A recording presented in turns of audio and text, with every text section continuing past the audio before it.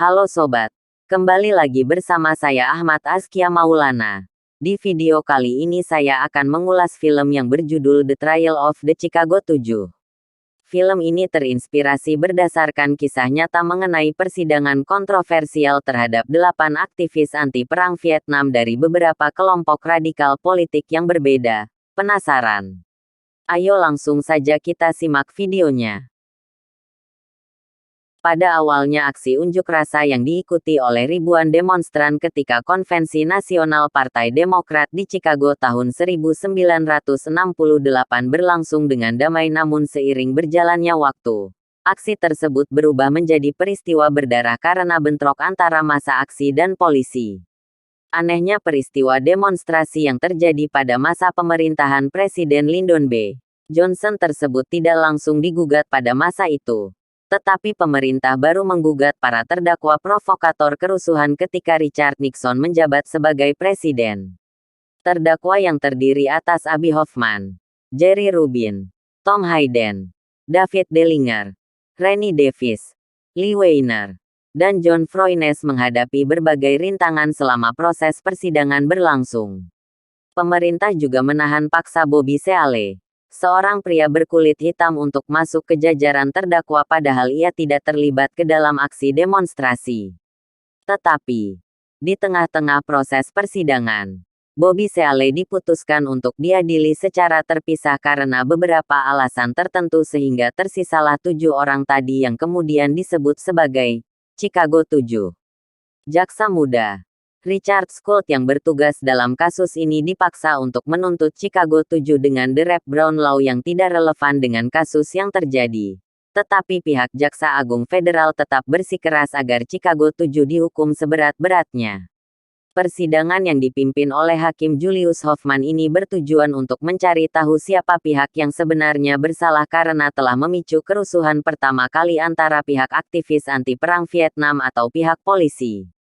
Proses persidangan yang berlangsung sejak April tahun 1969 hingga Februari tahun 1970 tersebut berjalan dengan alot serta diwarnai dengan berbagai kasus diskriminasi, ketidakadilan, dan kecacatan hukum. Oleh karena itu, persidangan tersebut tercatat sebagai salah satu proses persidangan paling politis dan paling kotor yang terjadi dalam sejarah Amerika. Bagi kita yang masih awam dengan kondisi Amerika pada tahun 1960-an mungkin akan sedikit kebingungan. Tetapi melalui pengemasan film yang menarik dan sederhana kita perlahan-lahan dapat memahami alur dari permasalahan yang terjadi. Topik yang terkesan berat di dalam film tidak sepenuhnya disuguhkan secara serius dan kaku. Tetapi ditambahkan sentuhan unsur komedi yang menjadikan film ini menjadi ringan. Disajikan dengan alur maju mundur secara tidak langsung, kita sebagai penonton diajak untuk menilai secara objektif siapa pihak yang sebenarnya bersalah dengan menunjukkan berbagai sudut pandang dari para tokoh yang terlibat. Selain itu, totalitas dari para aktor saat berakting akan membawa penonton untuk ikut merasakan berbagai emosi yang dialami para tokoh di dalam film akibat bobroknya proses pengadilan yang terjadi. Meskipun peristiwa Chicago 7 terjadi pada tahun 1968, tetapi peristiwa ini masih sangat relate dengan berbagai isu yang ada di masyarakat pada masa modern. Tidak hanya mengangkat isu mengenai ideologi demokrasi saja, namun film ini juga mengangkat berbagai isu terkait realitas yang ada di tengah masyarakat multikultural di suatu negara. Rasisme, diskriminasi, perbedaan kepentingan, dan masih banyak hal lain bercampur menjadi satu di dalam film.